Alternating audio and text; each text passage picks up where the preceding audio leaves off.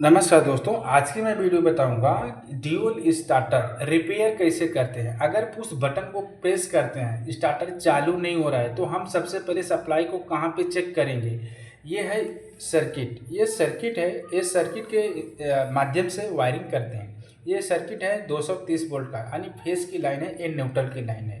अगर सबसे पहले एमसीबी को ऑन करते हैं तो सबसे पहले सप्लाई कहाँ पे आना चाहिए, पुश बटन और रिले में आना चाहिए। रिले में आना चाहिए, ये रिले है। रिले में यहाँ पे आना चाहिए 95 से 96 में सप्लाई आना चाहिए। इसके बाद स्टॉप पुश बटन है, ये पुश बटन में सप्लाई आना चाहिए। ये पुश बटन में 1 नंबर में सप्लाई आना चाहिए, 2 नंबर में सप्लाई आना चाहिए, 3 नंबर में सप्लाई आना चाहिए, लेकिन 4 नंबर में सप्लाई नहीं आना चाहिए। अगर 4 नंबर में सप्लाई आएगा तो ये कॉन्टेक्टर डायरेक्ट ये चालू हो जाएगा, क्योंकि ये स्टार्ट पुश बटन है। ठीक है, तो अगर यहाँ पे 3 नंबर में सप्लाई आ रहा है, जैसे पुश बटन को हम प्रेस करते हैं, पुश बटन प्रेस करते हैं, ये कॉन्टेक्टर चालू हो जाता है। इसके बाद कॉन्टेक्टर चालू हो जाता है, पुश बटन को छोड़ देते हैं, वापस से बंद हो जाता है। तो ये फॉल्ट को कैसे सही करेंगे, ये हो गया स्टार्ट पुश बटन। यहाँ से एक बार लूप होके 13 नंबर कॉन्टेक्टर के यनो में जाता है, 13 नंबर कॉन्टेक्टर के यनो में जाता है। जब ये सप्लाई यहाँ पे नहीं मिलेगा, तो जब तक पुश बटन को प्रेस करके रखेंगे तब तक होल्ड रहेगा। जैसे छोड़ देंगे वापस वो अपने आप ऑफ हो जाएगा।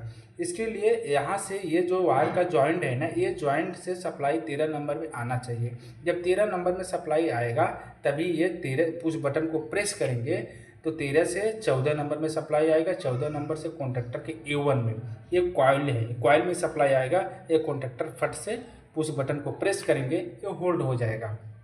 इसके बाद अगर स्टार्टर ट्रिप हो जाएगा, अगर मोटर रनिंग में ओवरलोड होकर ट्रिप हो गया, तो उसको हम कैसे सही करेंगे। यहाँ पे एक पुश बटन दिया है, पुश बटन को सबसे पहले क्या करेंगे, इसको रीसेट करेंगे। जब रीसेट करेंगे ना, ये जो 95 96 ये ओपन हो जाएगा, वापस ऐसा येनो का एनसी हो जाएगा। पुश बटन प्रेस करने के बाद जब एनसी हो जाएगा तब आउटपुट यहाँ से सप्लाई देगा। जैसे पुश बटन को प्रेस करेंगे फिर चालू होगा, फिर वापस 5 मिनट 10 मिनट के बाद वो रीसेट हो जाएगा। उसको पता करना चाहिए कि इसका रीजन क्या है, बार बार रीसेट हो रहा है। तो उसके लिए क्या करना चाहिए, एक मल्टीमीटर लेके मोटर का लोड चेक करना चाहिए।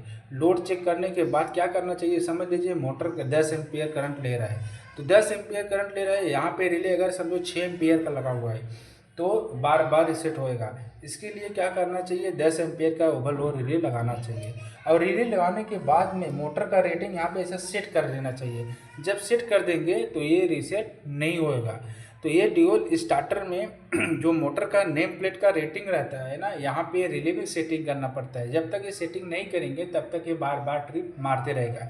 दोनों का एम्पियर यहाँ पे मैच खाना चाहिए। जब मैच खा जाएगा तो रिले ट्रिप नहीं होएगा। दूसरी बात, अगर स्टार्टर में जब एमसीबी को ऑन करते हैं ऑफ लैंप नहीं आता है, तो सबसे पहले लैंप को चेक करना चाहिए। इसके बाद अगर लैंप में सप्लाई जा रहा है फिर भी लैंप नहीं जल रहा है, तो समझ जाना चाहिए ये लैंप खराब हो गया है। दूसरी बात, ये हो गया स्टार्ट का, यानी ऑन का लैंप हो गया। अगर ऑन का लैंप कभी चलेगा जब ये कॉन्ट्रैक्टर का येनो है, 63 64 नंबर येनो कॉन्टैक्ट है, ये येनो का कनेक्शन बराबर रहेगा, यानी कि येनो एनसी बराबर काम करेगा तो ये लैंप जलेगा, नहीं तो नहीं करेगा।